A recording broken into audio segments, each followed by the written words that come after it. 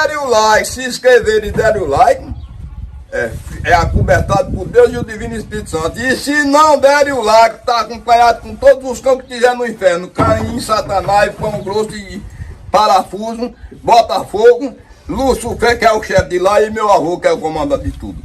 Botar para arrombar em vocês, tudo aí. The Sega Genesis and the SNES seemed to be the platforms of choice for Disney game back then, as pretty much all Disney movies have had a game based on them on either systems. The Disney games at this time were not what they are today, i.e. Kitty. They were actually pretty good and fun, minus the Beauty and Beast games. Any old school gamer could tell it. This brings me to talk about the Pinocchio game, released in 1996. You've certainly already seen Disney's Pinocchio movie, so I suppose there is no point in telling you what it's about. As in the movie, you're following Pinocchio's quest to become a real boy. In the game, you need to help him find 3 badges: truth, courage and unselfishness, during his adventure. The game takes you to all the places from the movie in the exact same order, and they even thought of giving Pinocchio the donkey tail and ears that grow during the adventure. After you visit Pleasure Island, you can actually see the donkey parts growing more in each new level. It's a really neat idea.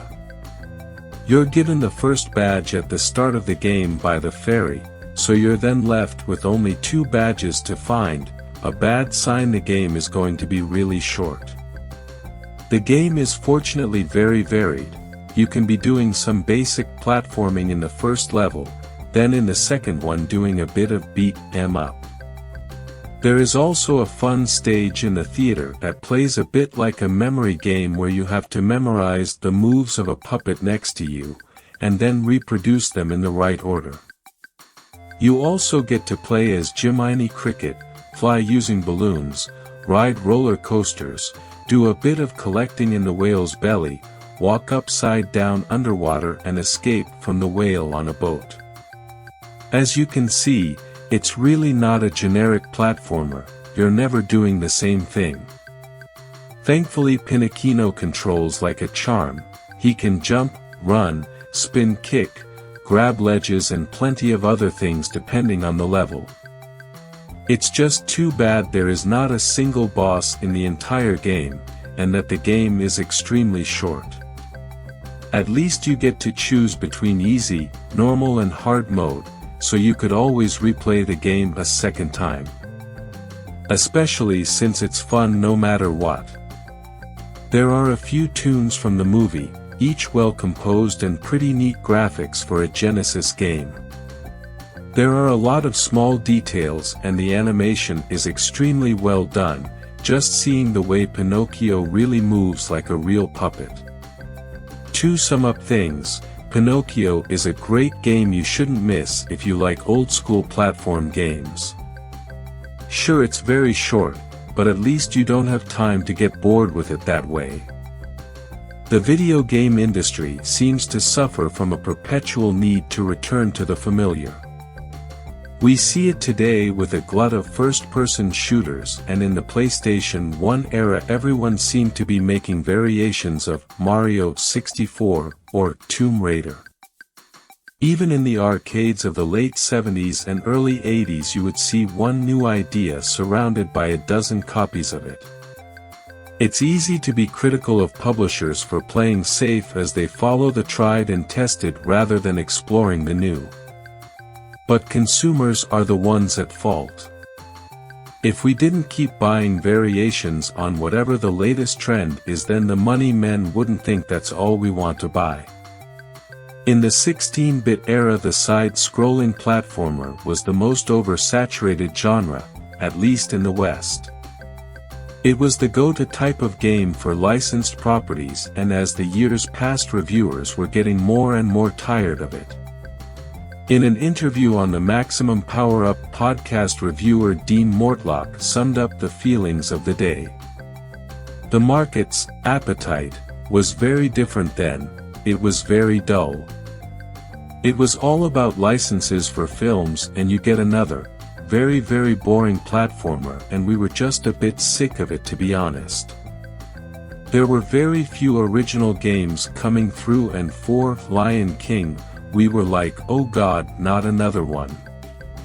It was that sort of thing where you thought, this doesn't deserve my serious attention, adds former Sega Power editor Andy Lowe. If someone's just going to bolt a license onto another rubbish platform game, I don't see why they deserve our respect.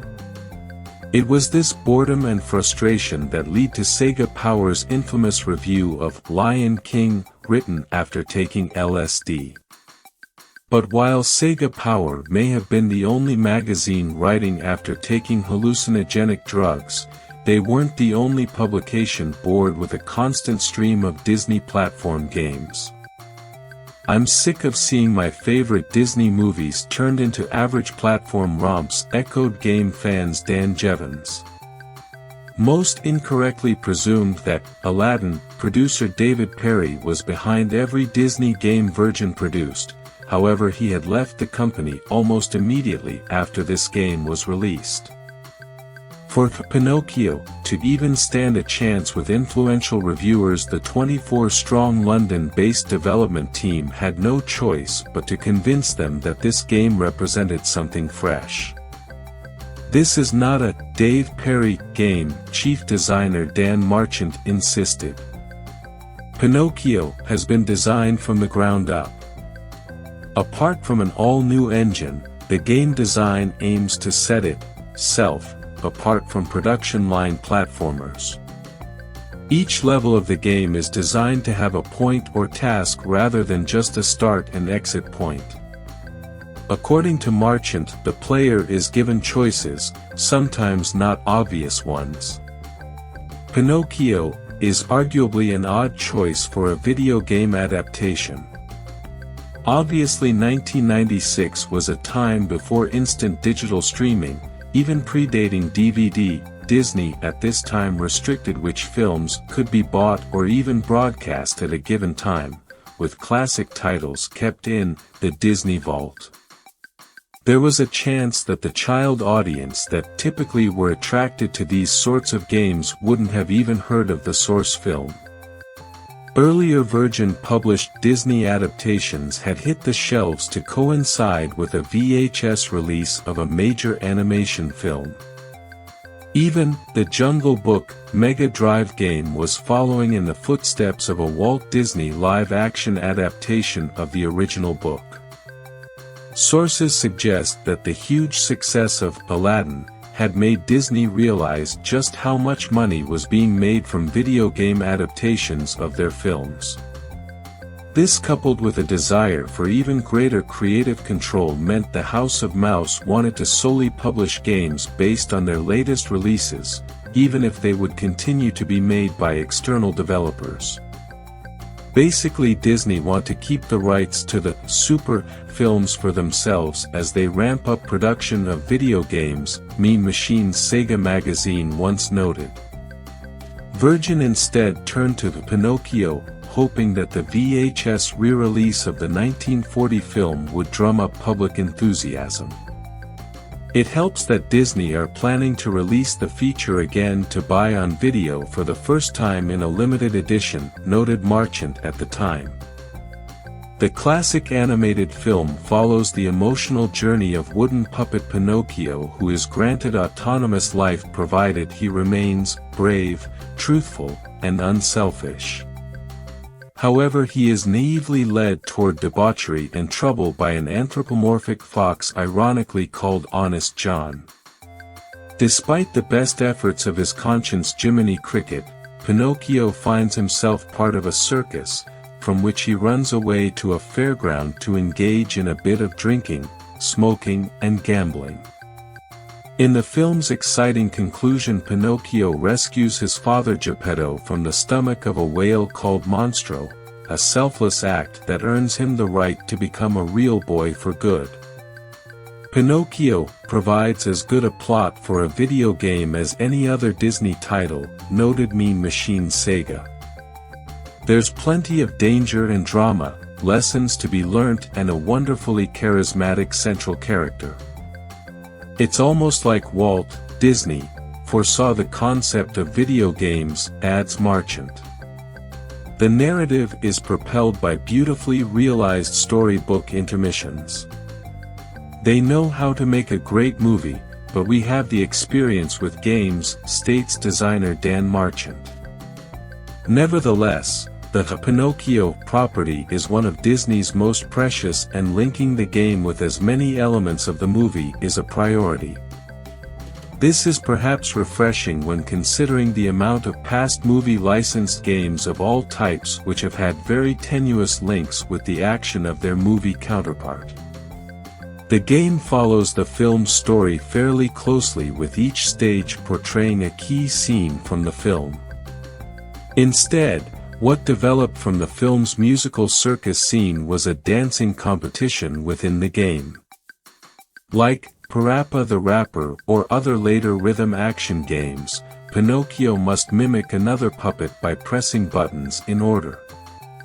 It's not that tricky, and the game doesn't demand you remember too much, that is until the last round when Pinocchio has to perform a new move without the game telling you how to do it. The stage immediately becomes an exercise in trial and error, as you're forced to press random button in the hope you'll stumble upon the correct combination. It's frustrating but sadly indicative of most of the game. Each level may be different and varied, but every single one has a frustrating element that makes Pinocchio, on the whole, pretty frustrating to play. The opening level is standard platforming fare as you guide Pinocchio through town on his way to school, evading angry geese, bullying truants, and the distractions of honest John. Pinocchio can't attack at this point in the game though, so you have no choice but to avoid dangers. Fortunately, our hero seems largely indestructible and can take over 20 hits before dying. The real problem with this stage is knowing where you're meant to be going, as at no point is it made clear that you can step into some of the archways shown behind Pinocchio. I traversed the stage countless times, getting increasingly confused, until I discovered the way to progress entirely by accident. To make the stage even more convoluted, there's absolutely no consistency. Some background scenery you'll then think you can pass through is impenetrable. Once you've navigated through this maze-like stage, you're presented with two almost identical doors, but picking the wrong one leads to instant death and a level restart. It wasn't until my second play of the level that I realized that above the two doors reads School and Easy Street. Despite the fact that Pinocchio takes the latter option in the film, if you wish to progress in the game you must choose the academic route. In the next level, you take the role of Jiminy Cricket. In this stage he chases away moths and other insects from a lamppost, presumably because he is sitting on it to watch Pinocchio perform in Stromboli's puppet show. While it's great to play as a different character, the stage is so short and repetitive it feels like a mini-game. It's also so easy it feels impossible to fail. In a level that follows, the player will have to navigate a section of rising balloons which consists of nothing but leaps of faith to off-screen targets. But if this wasn't aggravating enough, the reward for success is a ride on a roller coaster in Pleasure Island. This is a stage clearly influenced by the minecart section of Donkey Kong Country, and poses a much bigger challenge to the player. While there may be instructions telling the player what action to take, they whiz by so fast that they're illegible. Success depends on memorization and burning through all the extra lives you've accumulated on earlier easier levels. After this you're expected to trudge along the ocean floor in search of Monstro, and then you leap between platforms in the belly of the beast. These levels are once again more traditional platform stages, but in between them are race sections. In the first you propel yourself by clinging onto fish, and the final level sees Pinocchio and Geppetto escaping Monstro atop a raft. Both stages play like the speeder bike sections of Battletoads, and like this game they're brutally unfair and ridiculously hard.